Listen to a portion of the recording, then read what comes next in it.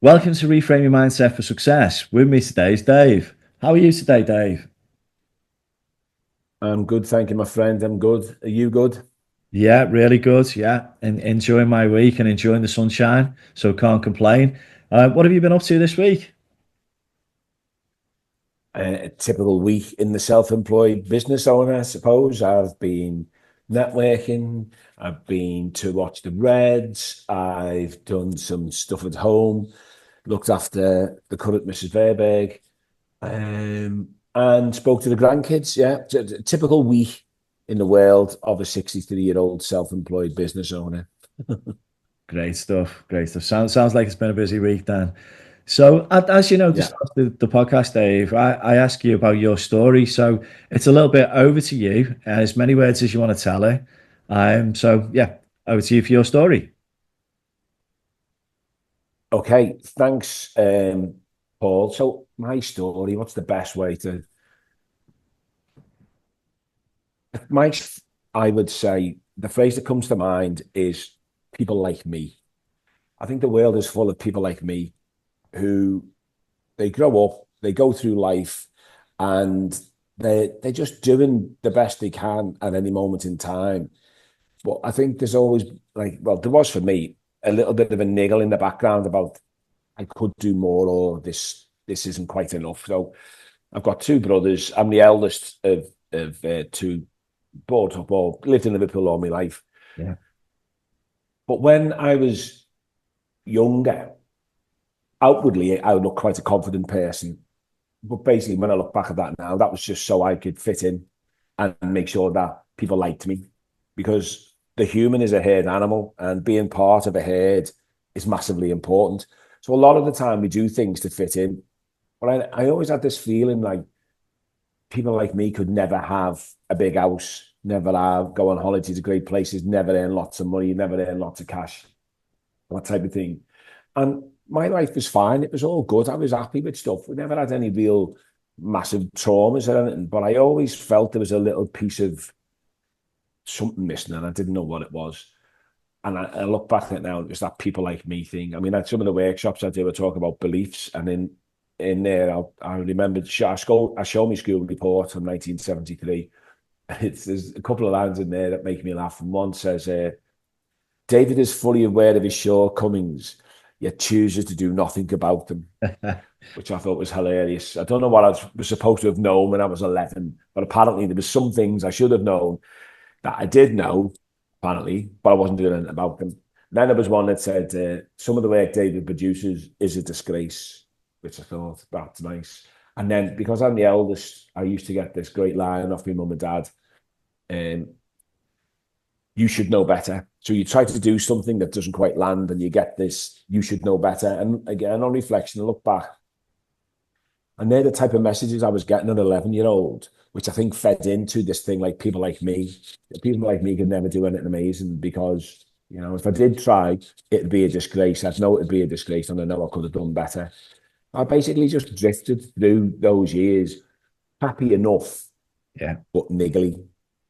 And then I got to 40 and I'd been a delivery driver for 16 years. I remember for the young people in the room, there used to be two Thelwall viaducts. They said there used to only be one Thelwall viaduct. Now you've got two. And back in the day, being a delivery driver going over the Thelwall viaduct was a nightmare. It used to take ages. And I remember sitting there one day thinking, I projected my thoughts to when I was 65. That was 25 years.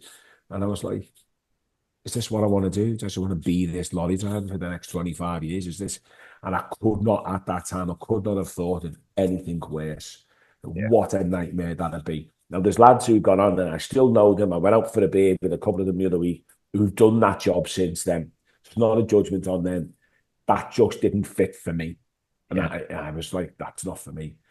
So a couple of weeks later, the transport production manager's job came up in the place that I worked in and I applied for it. And it was outside of family, it was probably the biggest thing I ever did because I didn't expect to get it because I didn't think you would go from looking after your own wagon, your own 300 odd customers, um, to looking after 70 staff, looking after 49,000 pieces of laundry and 5,500 customers in one good interview. But Yeah. apparently you can, and I did. And that was the best thing I ever did, because it taught me that I was capable of more. Yeah. It gave me the belief that I was capable of more. And then it started to drop off that people like me conversation in my head. And so I was fortunate to got well looked after, looked after a big team, Yeah. 20 odd wagons and all of that type of stuff. And I loved that. And then from there, I've done a couple of other great jobs, and I've been working myself since 2012. Basically, my job is about, I see it, is about helping people live their best life possible, so they don't get bogged down by that people like me type thinking. Yeah. And that's what I do now. I just love it. I've come to that point now where I'm 63.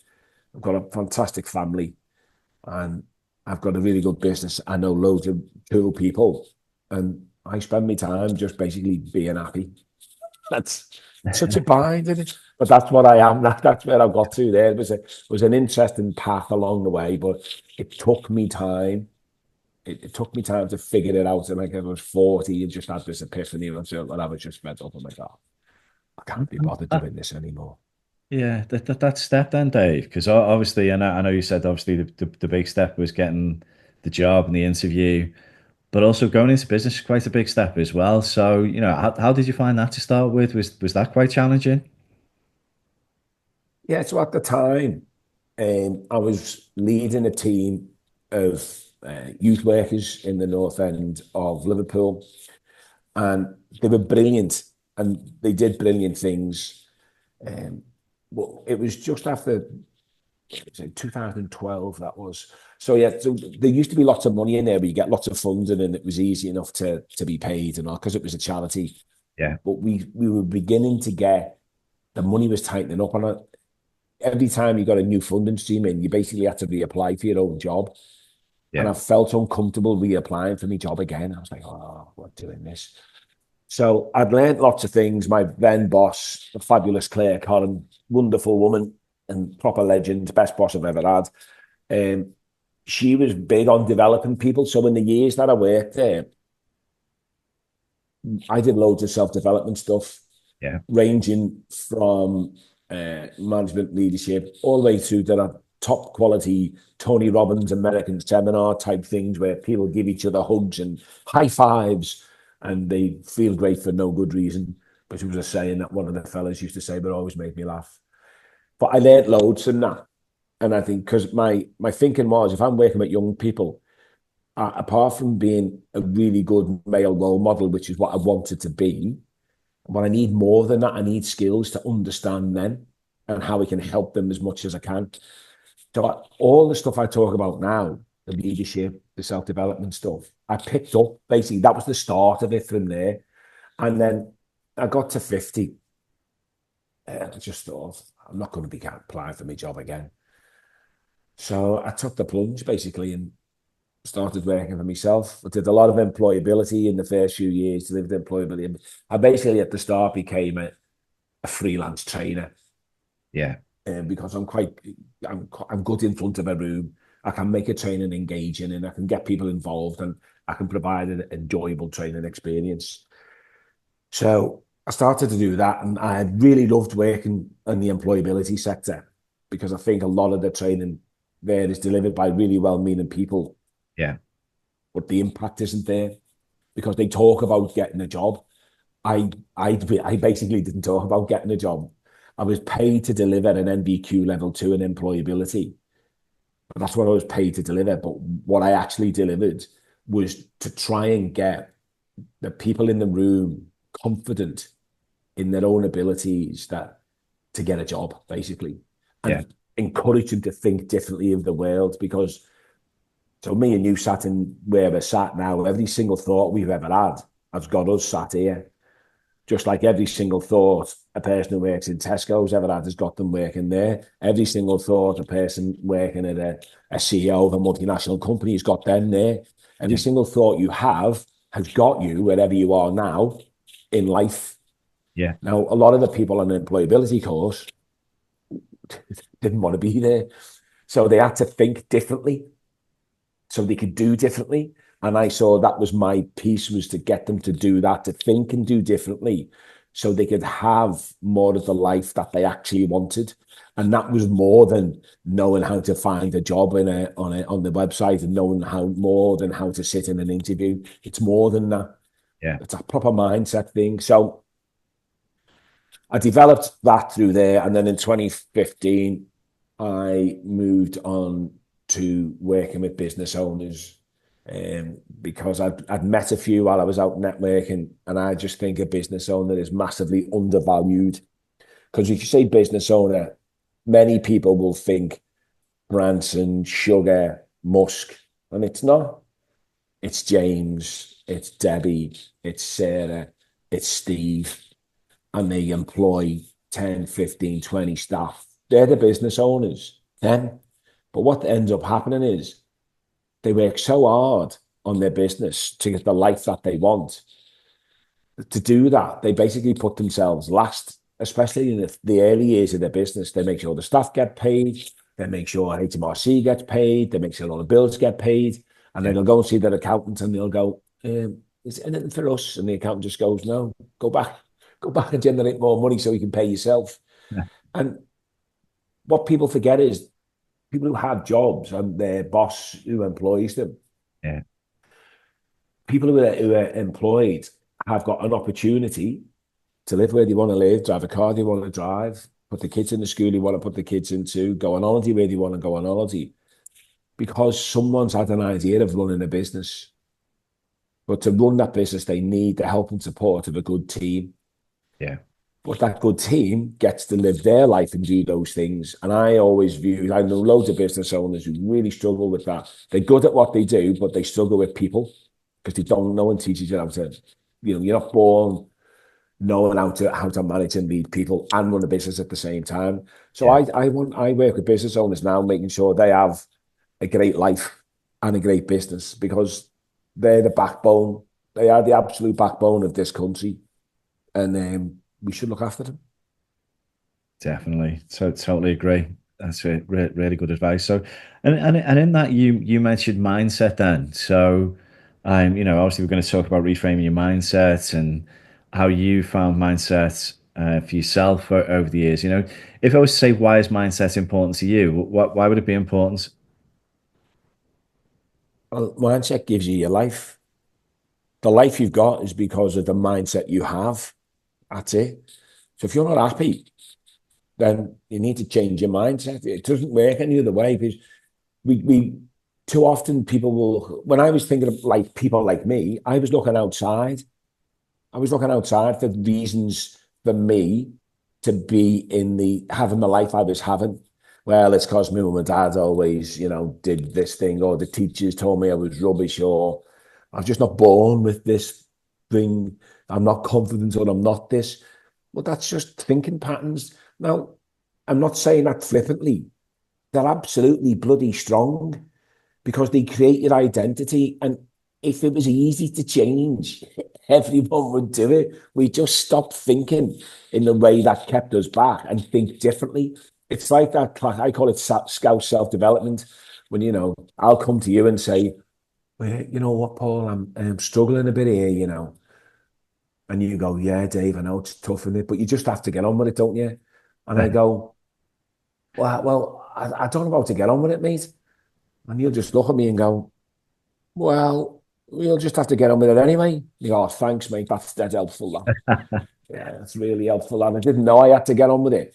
Now, ultimately, in life, we do, if we want to change and be different, we do have to get on with it. So there's some merit to that advice. But the bit that's missing is the way that you get on with it will be different from the way that I get on with it, or the way that Jane or Sarah or Debbie or whoever gets on with it, because we're different, because we've all had different upbringings and different experiences. We've all got different values and we've all got different versions of the world that we've created. So it's not just about getting on with it, because ultimately the world turns anyway, and the world does get on with it. Yeah. And you have to decide how much you want to get on with it in a new version of you anyway. But that's you. It's not the world. That's you. with you. Yeah. No, absolutely. So on the basis of, if you were to describe your mindset, how would you describe your mindset? Possibility filled. No, I'm not. I'm like anybody else from the perspective that I have good days, I have bad days. These last 6 months have been really challenging. Personally, I've got a sister who's only a year older than me, and she's been sectioned under the Mental Health Act. We've gone through the whole piece of trying to find her a care home, trying to get her the care that she needs and deserves. Yeah. I've been on the receiving end of messages from her, which are just there thinking because she's upset and she doesn't mean these things, doesn't know them. So Yeah. trying to do that and run a business, that's dead hard.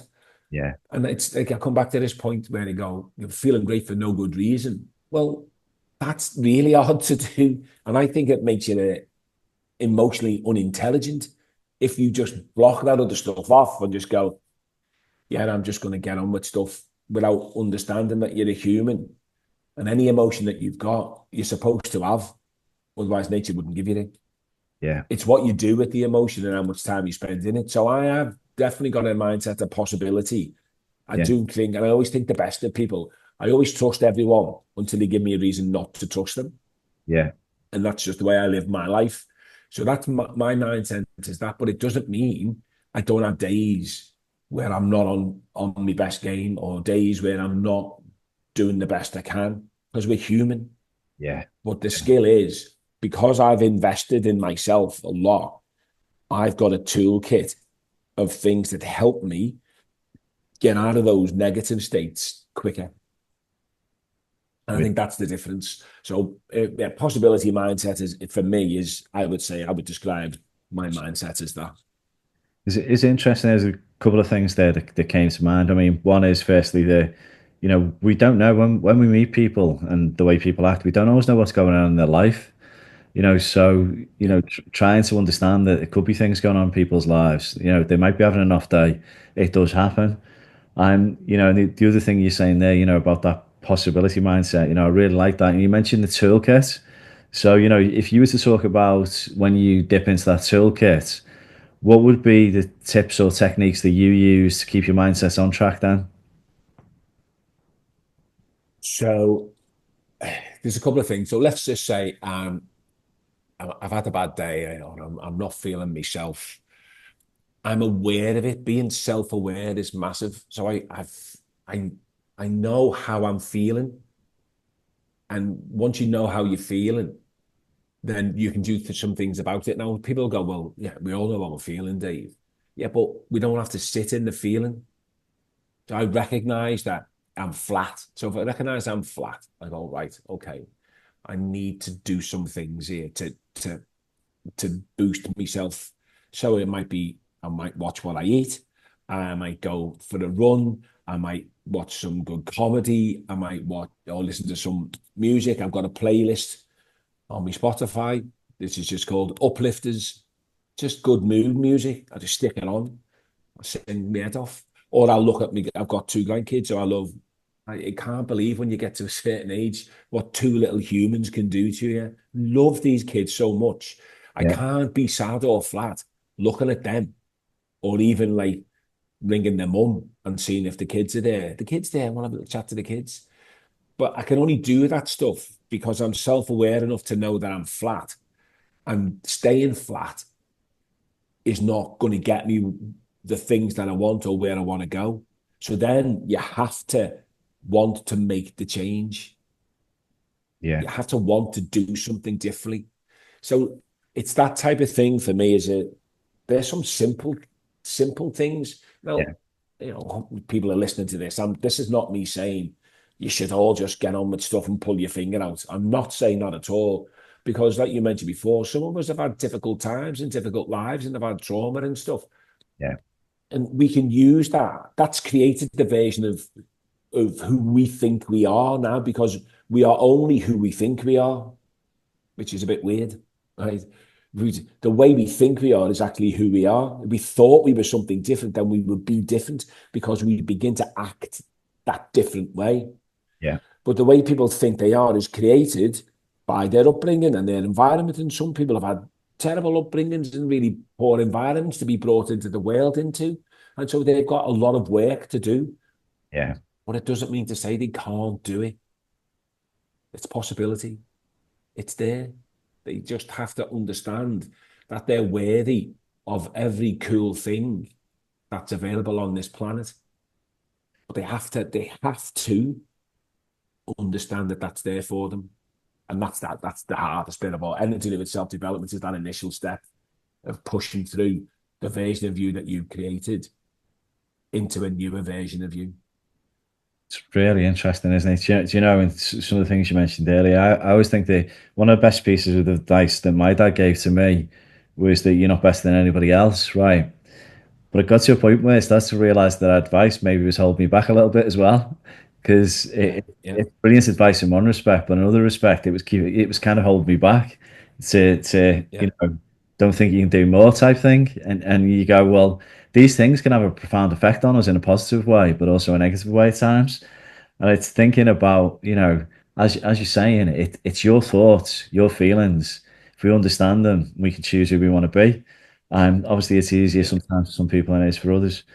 But on the basis of yeah, what you explained, definitely. who's helped you or what's helped you?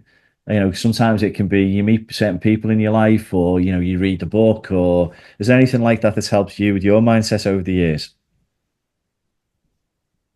Oh, yeah. So there's a few, there's loads. I try to pick up things from people I meet along the way in life and things of what I want to be more of, and also things I don't want to be. Like there's people who've done maybe some negative things in the world around me, and they've taught me loads. I don't want to be that. Look at that there. So teachers are everywhere, Yeah, and we just have to be open to them.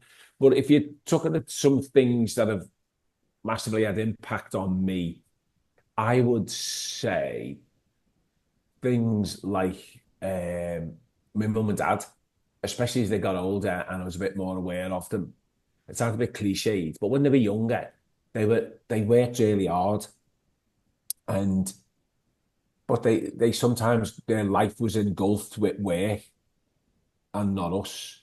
And I think this is where some of my mindset come from around people like me. So they worked really, really hard. They worked on separate shifts. One worked 6 in the morning till 2 in the afternoon in the metal box entry, and then the other one worked in the same place from 2 in the afternoon till 10 at night, which meant they never saw each other from Monday to Friday, apart from maybe half an hour when one of them got in at 10 past 10 before the other one went to bed at 11. uh, And I looked at well, the other thing, they were both shop stewards, right? yeah, And so they would argue, they come in and they talk about the shop floor, the manager's done this person's done that. And sometimes it made me hate work because I was thinking, this is what work does to you. yeah, But I look back and I go, but they did that for us. They did that for me and my two brothers. Their relationship was really stretched and strained for a good 7, 8 years while we were growing up. But they did it because it was the best way that they knew. It meant that we lived in a nice house and we had 2 weeks holiday a year. yeah, That was what their and this is not a criticism of them at all. That's their level of ambition was that. And so as I got older, I learned that I could have, that's where well, one of the areas where my people like me mentality came from, because it was that yeah, thing about you just work hard and you can have these little tiny things. And like, that sounds, I'll rephrase that. So you can have things like a nice house and you can go things on holiday. For some people, they're luxury. So I totally understand that, which is why I wanted to rephrase it then. But it sort of kept me thinking at that level when I could have more. Why could I not have 10 holidays a year? Why could I not feel better about myself in this other way? yeah, So that was then.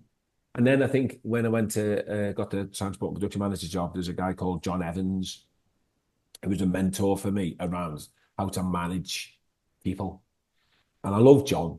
Not everybody liked him, because one of the things John taught me was to stay focused on the task. Because I'm definitely 100% a people person, but John was probably, he was task first, then people.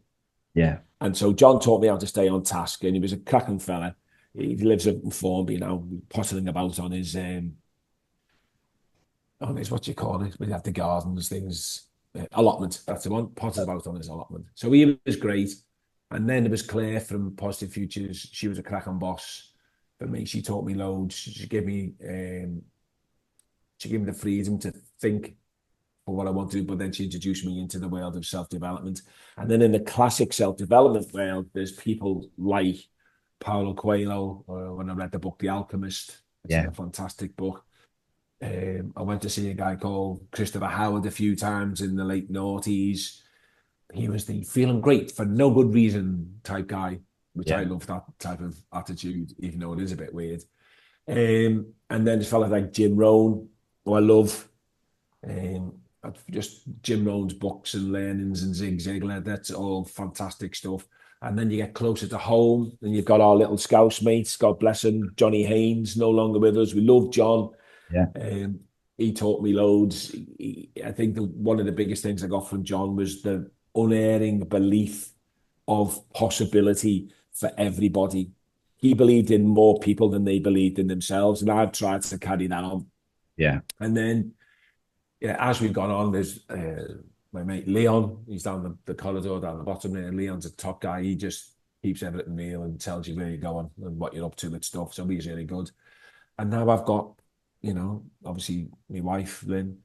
I know what they call her. They call it Mrs. Verburg, but said purely for comedic effects. I don't want another one. I've had this one since 1982, and I still don't understand her. So definitely don't want another. I don't want to try to have another go with another one now. So stuff out Lynn and my daughter Danielle, and then Nancy and Len. They're only 7 and 3. I learned stuff off them every day to adapt my communication style to speak to a 7-year-old and now a 3-year-old, so they understand. That's learning all the time. Yeah. So yeah, there's loads of people everywhere who teach you lessons if you're open to it. You've got to be open to it. You can't. We lose the ability to be curious. It's mad. We get to a certain age and we think we know the world, and you're like, no, I don't. I've no idea. But I know what I know, but there's loads of stuff I've no idea about other people, the cultures, about how to help people more. There's lots of stuff I don't know, so I'll never know everything, but I'm always open to know. And I think that's one of the things. So yeah, I've had learners and mentors, and there's loads I haven't met yet. I've Yeah. got mentors out there I just haven't met yet. So that's how I look at it. Yeah, it's a great way to look at it. I think there's so much that we can continually learn. Even when you think, you've got to a certain age, there's still so much to learn. And on the basis of then, that being great advice, your career to date, I'm sure you've had plenty of funny moments, Dave. But is there any one or two that you could share with the listener? Oh, blimey, let me have a little sift through. Yeah, so I'll try and condense this story. One of my first learnings as a manager was to communicate effectively with people. So I had a lad in a particular place where I worked. Let's call him Andy, and we'd had this bag of overalls that had come from a client that needed washing, but they were going to go to new wearers within that factory. So they had to take the labels needed to be taken off them and new labels put on. So they had to get washed separately. So it was a big industrial cleaning company. So they couldn't go in with the usual stuff because they were going to get relabeled. So they had to go in separately. So they were in the sack. And the customer service manager, Paul, said to me, have you got that bag of overalls for this customer? And I said, I don't know where they are. I can't find them. So I asked Andy to go and have a look for them, and he couldn't find them. And Paul at the customer service manager gave me loads. He said, what are you going to do? I said, oh, they'll come out when they come out.